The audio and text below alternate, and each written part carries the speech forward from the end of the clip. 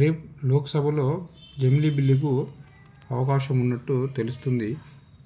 జమిలీ ఎన్నికల బిల్లు ప్రవేశపెట్టే విషయంలో కేంద్ర ప్రభుత్వం దూకుడుగా ప్రదర్శిస్తుంది. మంగళవారం డిసెంబర్ 17 లోక్సభలో one nation one election bill ప్రవేశపెట్టే అవకాశం ఉన్నట్టు తెలుస్తుంది. ఈ నేపథ్యంలోనే లోక్సభలో తమ పార్టీ ఎంపీలందరికీ బీజేపీ విప్ జారీ చేసింది. జమిలీ ఎన్నికలకు సంబంధించి రాజ్యాంగ సవరణ 129 బిల్లు 2024, కేంద్రపాలిత ప్రాంతాల చట్టాల సవరణ బిల్లు 2024ను లోక్సభలో సోమవారమే ప్రవేశపెట్టాలని తొలుత నిర్ణయించారు. ఈ మేరకు లోక్సభ బిజినెస్ జాబితాలో సైతం వీటిని చేర్చారు. కానీ తర్వాత దీని నుండి తొలగించారు. ఇప్పటికే జమిలీ ఎన్నికల బిల్లును కేంద్ర కేబినెట్ ఆమోదం తెలిపిన విషయం మనందరికీ తెలిసిందే. దీంతో బిల్లును పార్లమెంట్లో ఉభయ సభలో ప్రవేశపెట్టాలని చూస్తుంది.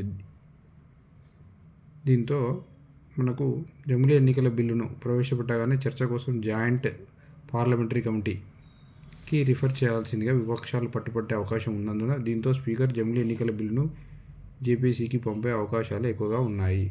జమిలీ ఎన్నికల బిల్లు కనుక పార్లమెంటు ఉభయ సభలో ఆమోదం పొందితే లోక్సభకు అన్ని రాష్ట్రాల అసెంబ్లీతో కలిసి ఒకేసారి ఎన్నికలు జరుగుతాయి. జమిలీ ఎన్నికలు నిర్వహించేందుకు రాజ్యాంగ సవరణ చేయాల్సి ఉంటుంది. దీనికి ఉభయ సభల్లో 3/2 సభ్యుల మద్దతు అవసరం ఉంటుంది. జమిలీ ఎన్నికలపై మాజీ రాష్ట్రపతి రామ్నాథ్ కోవింద్ కమిటీ ఇచ్చిన నివేదికను కేంద్ర కేబినెట్ గతంలోనే ఆమోదం తెలిపింది. జమిలీ ఎన్నికలకు కేంద్ర ప్రభుత్వం నిర్ణయాన్ని తీసుకున్నట్టుగా మనకు తెలుస్తుంది.